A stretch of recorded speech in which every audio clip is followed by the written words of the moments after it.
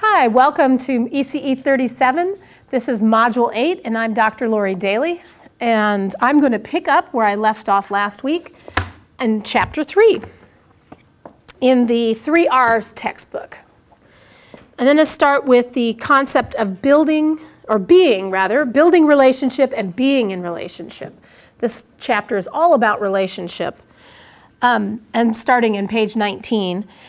All healthy and powerful relationships are intentional processes, meaning you have to intentionally interact with somebody.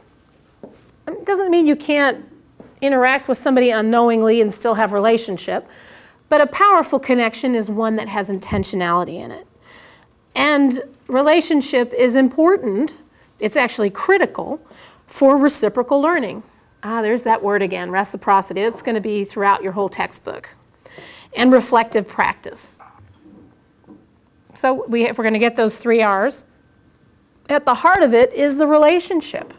As a matter of fact, I like the way West Ed does it. They put relationship as the first R of the 3 R's because they think everything else builds from it. Without that relationship, you won't have reciprocity, you won't have any kind of respect, you won't have responsiveness, and in our case, reflectiveness is one of the R's. So relationship is critical. I always say that what you make room for will grow, i.e., what you make room for in your life is what will flourish. If something really matters to you, then you fit it into your schedule and you make it fit. If a relationship is important to you, you nourish it, you make room for it, you let it grow. I'm sure we all have friends that have come and gone in our life.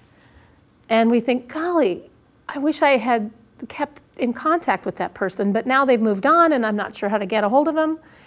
And we're kind of saddened by it, and sometimes we're not so sad. I can see, sometimes it's, yay, glad to get that one out of there. But that's also true too. You intentionally let a relationship go. But if it's truly important for you to have a relationship and a friendship with somebody, you make sure that you keep it. You call them, you have lunch with them, you have coffee with them, you take classes with them, you email them. Of course, you're all Facebooking kind of people these days. I'm on Facebook now too. So you Facebook them. Actually, Facebook's great for that because you can sometimes find old friends that you have lost track of. I just found 2 old friends that I hadn't seen in years, and a friend of a friend friended them, and I saw it, was like, ooh, Kim and Sean, I'm so happy to see them again. So that happens in our life. So my point here is that we need to make room for what matters for us. When things in your life almost seem too much to handle, it's important to come up with systems that work. And when, I don't know about you, but are there enough hours in the day to get done what you need to do? No. At the end of the day, it's like, oh, I almost got it all done, but I didn't quite. And that means, should I stay up until 4 in the morning and finish this? Or do I get up early and do this? Or do I just, like the hamster on the treadmill, keep going and going and going and going and going? So when 24 hours a day is not enough, I want you to remember this. Mayonnaise jar and 2 cups of coffee. I'll get back to it.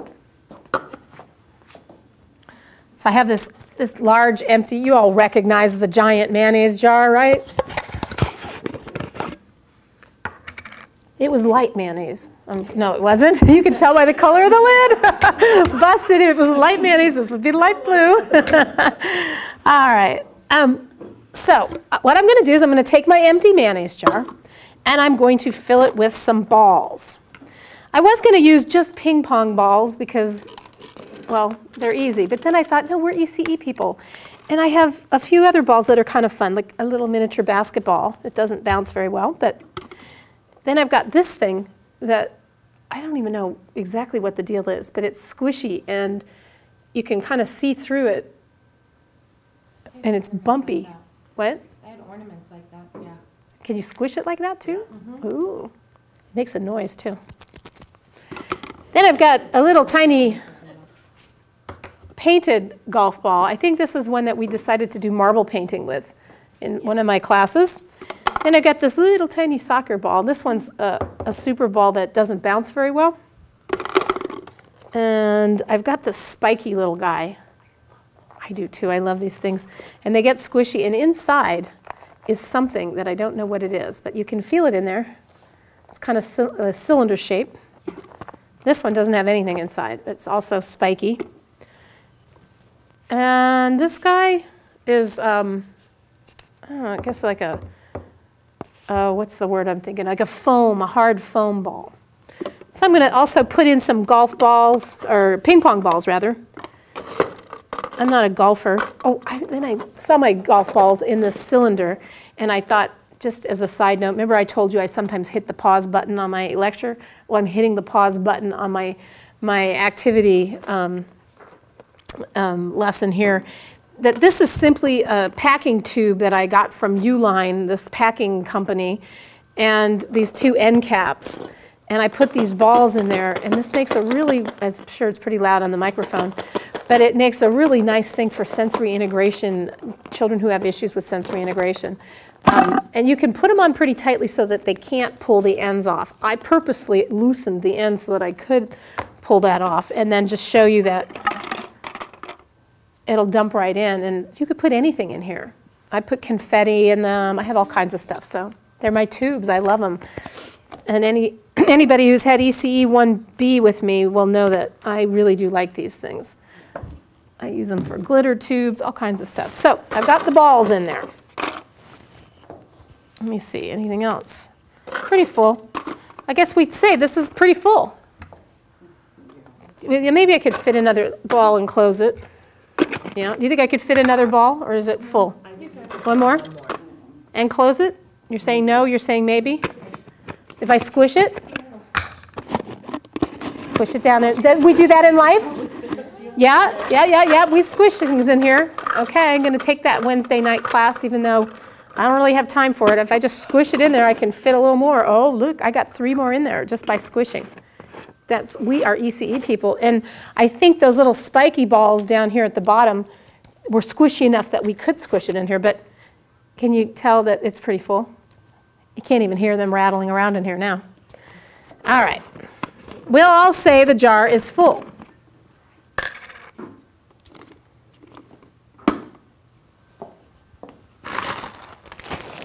I have a container of gravel. I can fit some gravel in there though, huh? Sure I can. So it's full, but not completely full. I wonder how much gravel I can fit in here. All right, I'm going to do my very careful pouring. I thought about getting a funnel, and I thought, nah, this will be more fun. All right, we're getting there. That must sound interesting on the microphone. It does sound like a rain stick. Oh, it's going, it's going. Okay, now it's starting to pool up here at the top. Oh dear. Oh, I think I've kind of gotten it. You think it's full? Should I shake it? That's how we do it in our life, don't we? When things are full and we don't think we have enough time, we rearrange things. Cram it in there. We'll fit some more, won't we? Oh yeah. You think we can do the whole bag? That's my plan.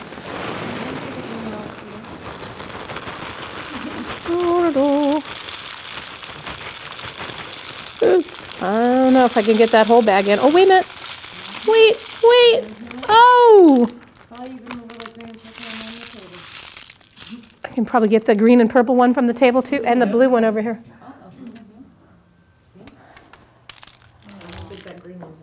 Those are the couple students that added classes. Those are the couple extra students that added class late. Yes, exactly.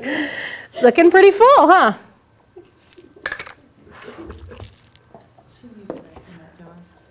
Let me see, make sure the camera can see that I have sand. But we still have room, don't we? Oh, yeah. We do. All right, we can fit some more in here, huh? I don't think I can fit all of this sand in here. Or can I? You could. Shake it.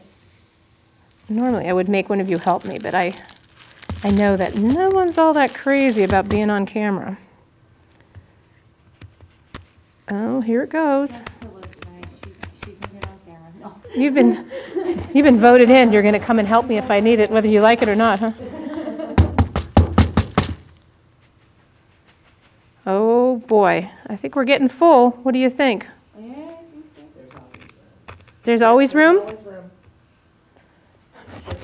I think I'm going to spill on my desk here.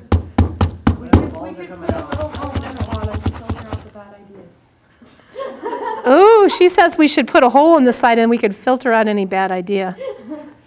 All right, this is pretty full. I'm not sure how well the camera can see this, but it is bulging over the top. Forcing other balls out. You think I should take some of the balls out? Well, I mean, it's like forcing some of them up, maybe. It is. It's pushing it up. So let's see if I can close it, because if I can't close it, then I'm in trouble, huh?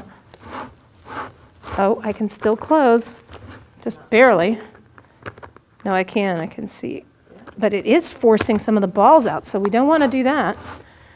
Ah, but I got it. There's no way I'm going to fit all of that in there, but that's okay. I got a lot of it, didn't I? I bet I could even fit a little bit more. It's starting to get pretty full.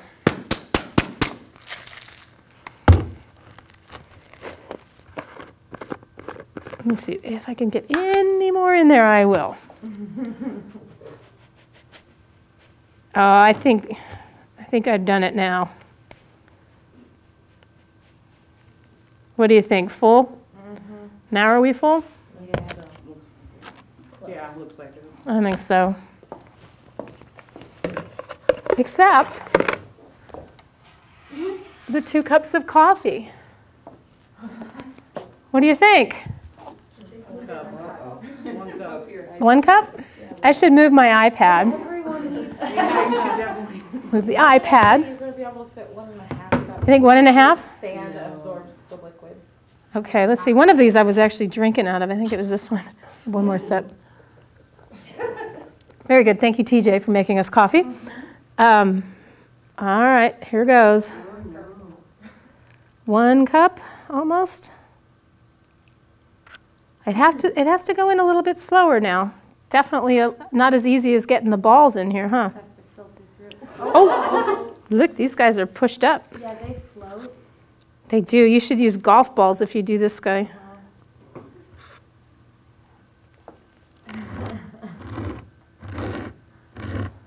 All right, let's see if I can get it in here a little more. I should have used the other cup because that one I diluted with water. This one I was drinking. All right. All right, we'll make you another pot. Thank you. All right. I think at this point, I'm not going to be able to fit that 2nd cup of coffee in there. But I fit a cup. And now if I can get these guys back in, I think we can close it very carefully.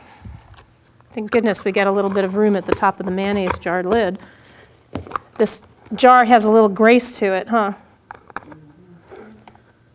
There's a teaching in there, huh? Mayonnaise jars have grace in them. Oh, I can feel the balls bulging up the top, but, oh, and it popped off the thread. You get in there. Give it one more. All right. I got it. I can close it now. Yes, this is a college course, huh? We're ECE. We do these kind of things. All right, did I get it? Almost. One more thread. Oh, wow. It's tight.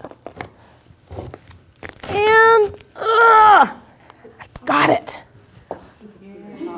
Look at it, it is bulging. It's absolutely, I had to get the last thread on there or else it would go, right? All right, so if you had seen all 3 of these containers full of stuff, oh, wait a minute, I brought in some ping pong balls in here too, didn't I?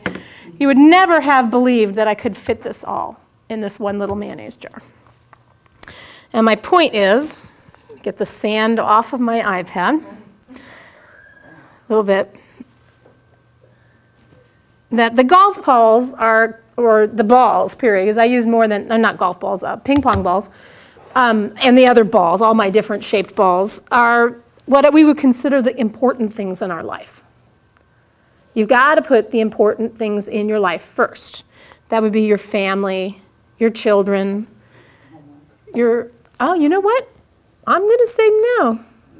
No, I'm going to say really at the end of the day, maybe it could be for you, but for me, homework isn't going to be that first one that goes in. I'm going to make sure that everybody's fed and alive. The dog is fed, the husband's fed, right? The house is not on fire, right? Actually, that my health is together, so that means we're eating healthy. I put that in front of my homework now. I'm preaching to the choir here. I'm telling you, we always put other people first, but your health is very, very important. Your relationships are important. That would be your friendships or your parents, your significant others, your classmates, your pets. Your pets matter, right? Your favorite passions. I look at Mary and think your art.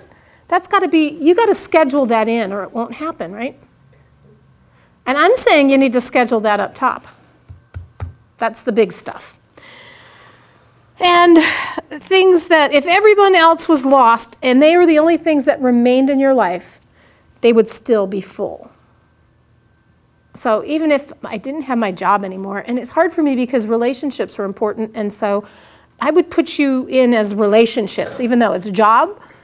I get paid to come and teach, but really it's more than that, it's relationship. And so that would go in as one of the golf balls for me, or ping pong balls, or whatever, spiky balls, whatever, because relationships are important. That at the end of the day, my job isn't going to be the thing that matters most.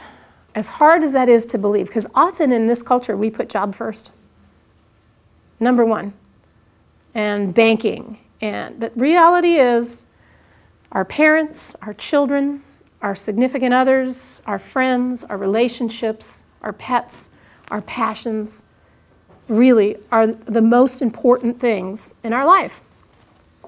And that's good. I want to give you the power to do that. I mean, I'm applauding you if you do that.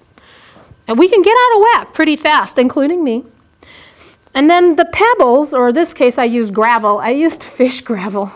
Somebody donated that a while ago. The bag of gravel are the things that matter in your life, like your job, your school, your house, your car. Those things matter. But if you get the balls in first, the main pieces that at the end of the day you can't survive without, then you can fit in the gravel. So you're studying, and obviously our jobs are important. Then the sand is everything else. The small stuff that we often sweat. The laundry. The laundry, that is number one here on my iPad. Laundry. Cleaning the house. Picking up the dry cleaning, those of you who do that. That stuff is pretty insignificant, and yet we can make that the most important stuff. How often I remember hearing my mom say, we can't go to the beach today. I have to clean the house.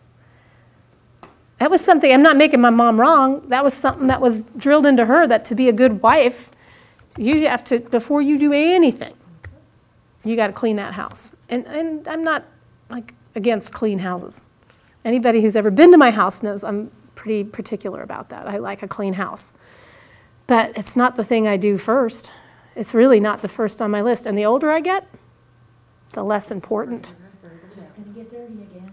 It does, doesn't it, Mary? I'm saying, I've just noticed. Didn't I wipe that counter about 20 minutes ago? And look at there's crackers all over it again. Oh, How well. many chances do you get to go to the beach with your mom? I hardly get to do that. Go. As a matter of fact, when I was preparing this lecture, I noticed the last time I was at her house, she had surgery. I was walking her dog, who's actually my dog, who's living with her, taking care of her, because when you're 80, you tend to get in trouble. And so the dog is there to keep her out of trouble.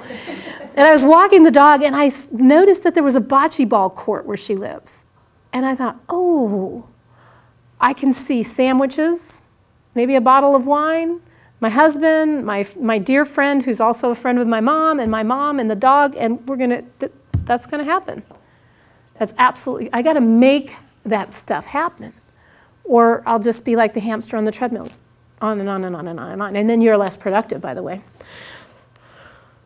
I forgot to look at when I started. Oh, I've got a little bit more time. All right.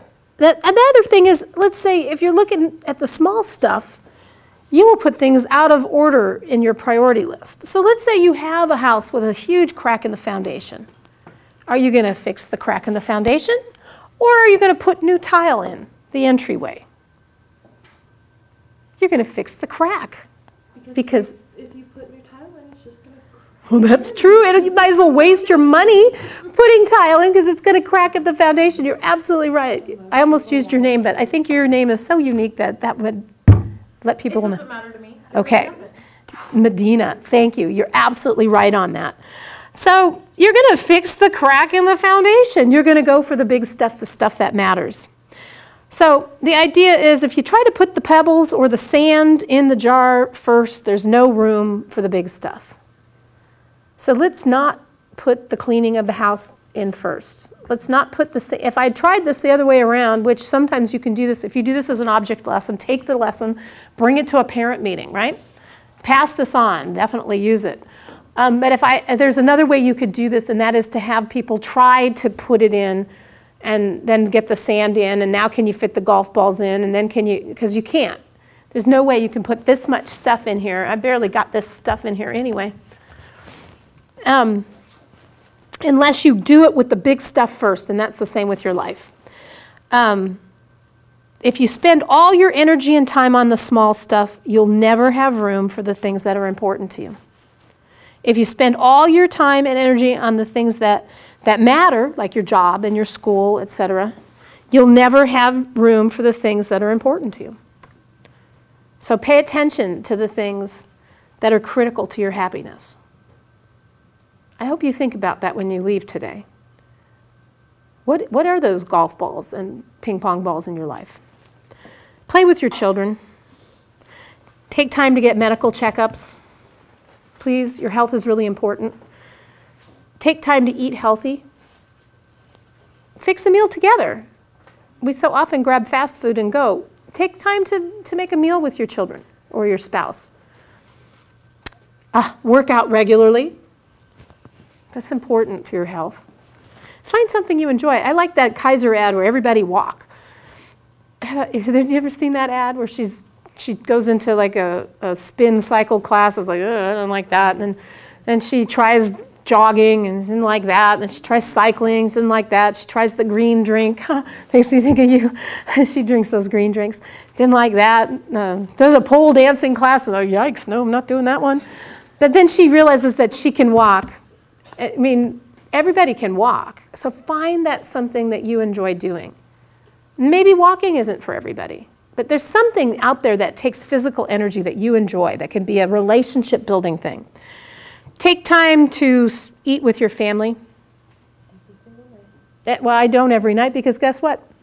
I'm here Monday through Thursday. So, but I do on Friday night, and I do on Saturday night, and I do on Sunday night. And we always have breakfast together and lunch on the days that I come in and teach in the evenings.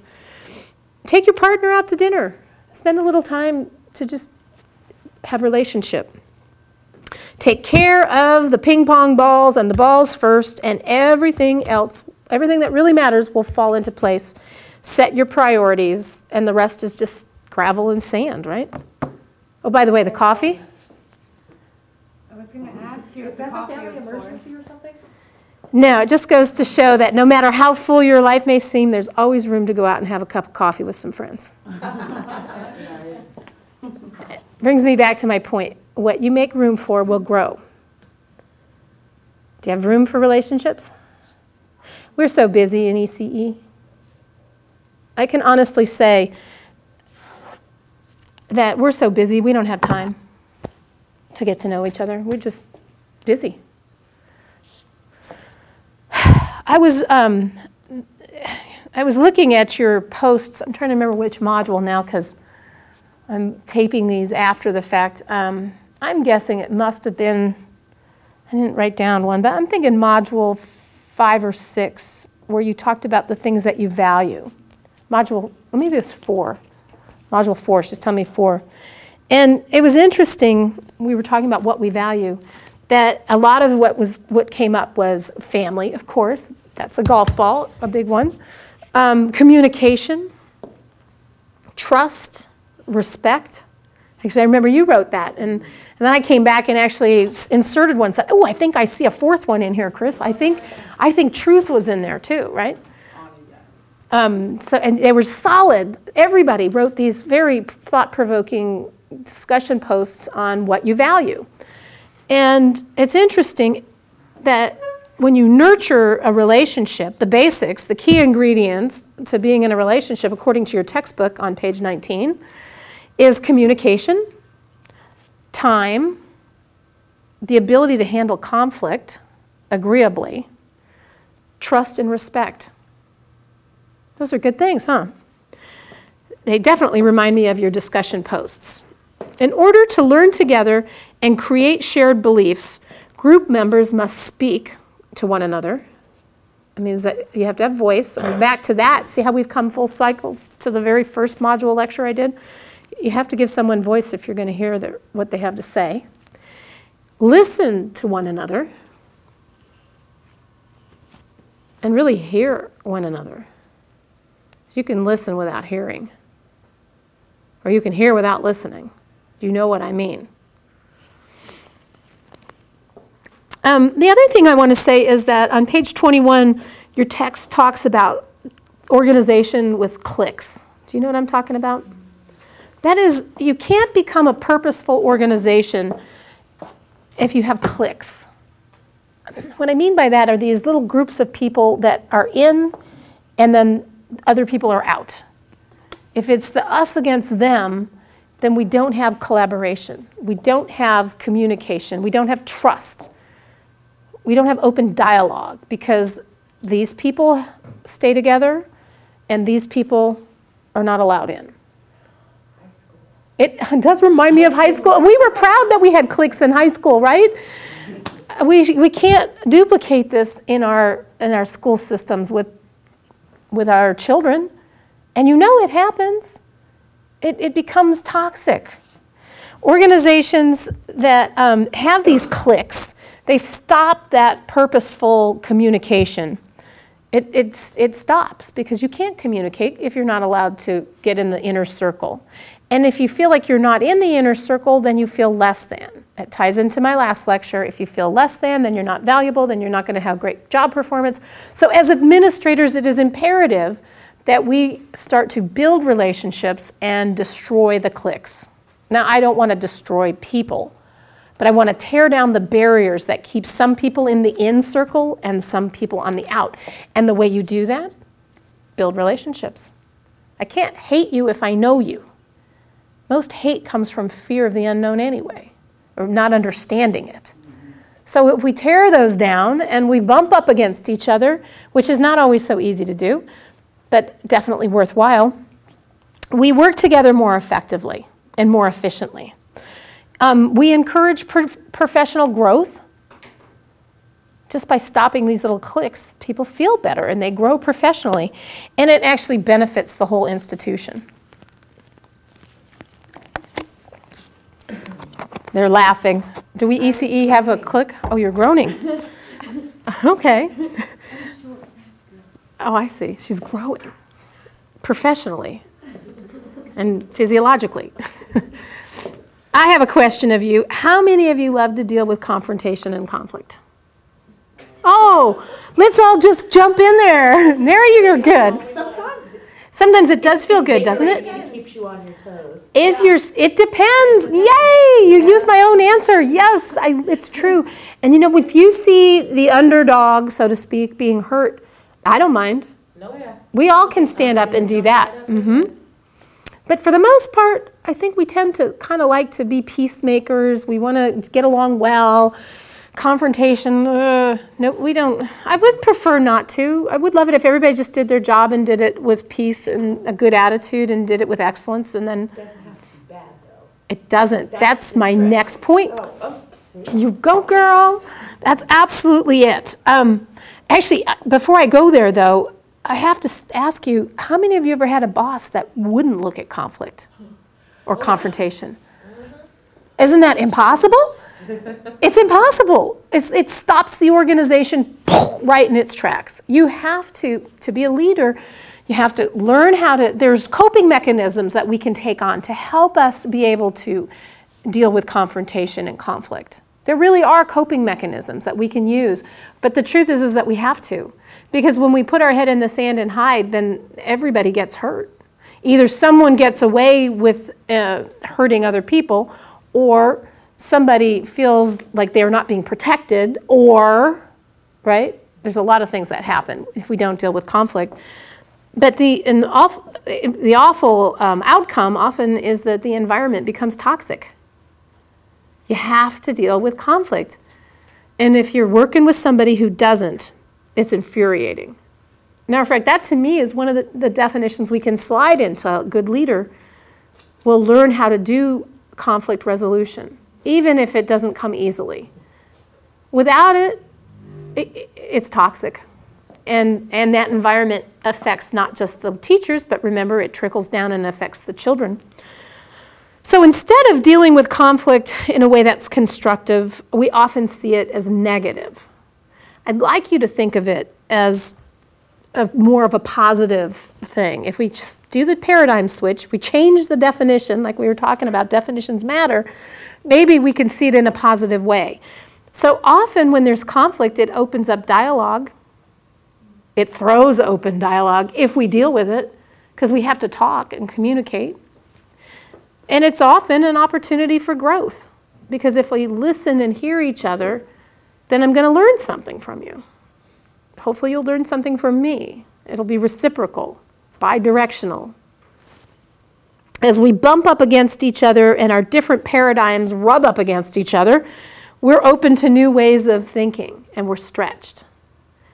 I like this old proverb that iron sharpens iron. If you think about that, the only way to sharpen your knives, I guess you could use it there's grindstones and stuff, but the old-fashioned way, my grandma would take two knives and she would use the knife to sharpen the knife. But that could be painful, I suppose, if you were the blade of the knife. That wouldn't feel good. But it is the truth. We sharpen each other. All right. What else I wanted to say is if you value somebody, back to this idea, this notion of valuing, if you truly value someone, then you value your opinion and you seek it. You're not going to seek advice from somebody if you don't value them. As a matter of fact, you're going to think, oh no, here they go again. They're going to talk again. No, I don't want to hear it, right? So it's important that we learn to value each other's opinions and seek it out. That's part of building relationship. And the NAEYC has a definition for relationships. It's foundational valuing of relationships. The foundation for the community is consistent, positive, caring relationships between adults and children, among children, among teachers, between teachers and families. It is the responsibility of all members of the learning community to consider and contribute to one another's well-being and learning. I love that NAEYC. They spell it out pretty well. I.e., if we really want to have an institution of learning, we have to build community and we have to build relationship. And that's listening, bumping up against each other, having disagreements, mediating the differences. Cooperative, let's see, I skipped something here. Early childhood programs must support children and adults in achieving full potential. And that's based on the trust, respect, and positive regard. So at the heart of relationship is cooperation and collaborative learning. And that's with everybody, even the hamster. And I'm kidding, but I'm not. Do we respect the hamster? We're teaching something if we're not. When the idea is that all living creatures, even the plants, need to be respected, and we're teaching respect. One of your things, I know. And if we're teaching it, then we're modeling it. As administrators, if we create respectful relationships between people, then we also see people as competent, capable adults, willing contributors in the education of their children, and that would be teachers and parents. I often say in my classes that the parents are their child's expert, or the parent is the expert of their own child. You've heard me say that, maybe not you, but I say it all the time. The parents are the experts of their own child. And we as teachers have got to learn how to allow them to be the expert. It doesn't mean that I don't have expertise in ECE, because I do, but nobody knows that child as well as that parent. I probably know pieces that the parent may not be aware of, because that parent may not be in the classroom with me and doesn't have these same experiences that I bring. But the truth is that parent's the expert.